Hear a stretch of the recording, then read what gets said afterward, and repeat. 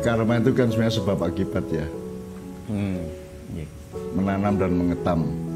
Ngunduh waing pakarti. Nah, waing pakarti itu bisa negatif, bisa positif. Kenapa karma itu kemudian ditafsirkan menjadi banyak unsur negatifnya? Mungkin karena memang kita semuanya lebih banyak berbuat buruk daripada berbuat baik gitu loh. Jadi kita itu punya naluri untuk sangat senang dan sangat peka terhadap keburukan yang menimpa kita. Dan kita sangat awam dan sangat bebal untuk menangkap kebaikan yang kita terima.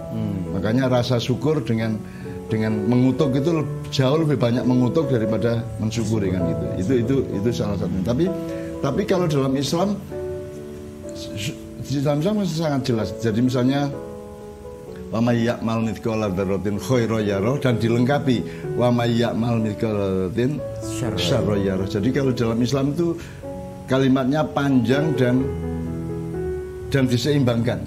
Jadi karma itu adalah siapa aja yang berbuat baik dia akan menemukan kebaikan sebagai balasannya, dan siapa aja berbuat buruk meskipun sezarah ya, sedebu ya, dia akan juga berjumpa dengan balasan atas keburukan itu.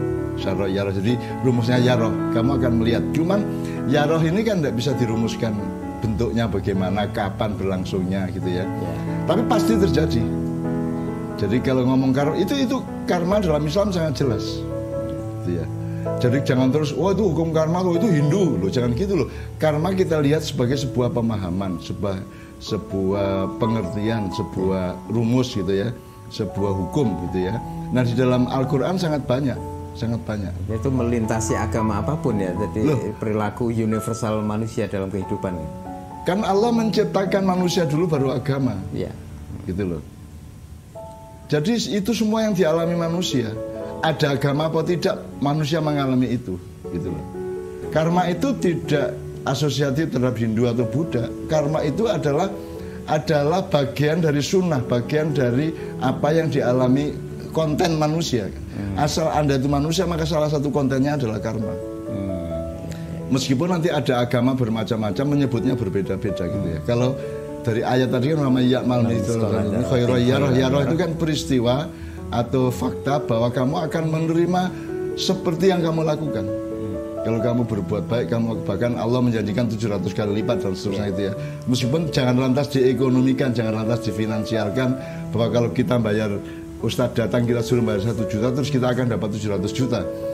Jadi yang difirmankan Allah itu adalah esensi, bukan transaksi angka gitu ya. Meskipun Allah menyebut fi kulli sumbulatin mi'atu habbah, setiap lembar itu ada 700 biji gitu ya. Ada 100 biji, jadi 7 kali 100 menjadi 700. Itu tetap bagian dari simbolisme, bukan transaksi angka. Jadi tidak lantas Helmi tak mintai duit 1 juta terus saya menjanjikan nanti kamu dapat 700 juta. Tidak bisa begitu karena 700 juta itu dari Allah.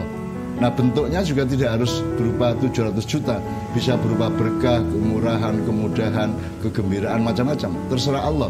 Karena subjeknya Allah. Yang kasih firman itu Allah, bukan saya. Karena ada yang gitu kan, peristiwa di mana orang ditariin duit dengan janji kamu tidak akan dapat balasan 10 lipat. Itu boleh dilakukan kalau yang melakukan itu Allah. Tapi kalau bukan Allah, kalau hanya kamu atau saya atau kiai atau ustadz, ya itu berarti memanipulasi Allah.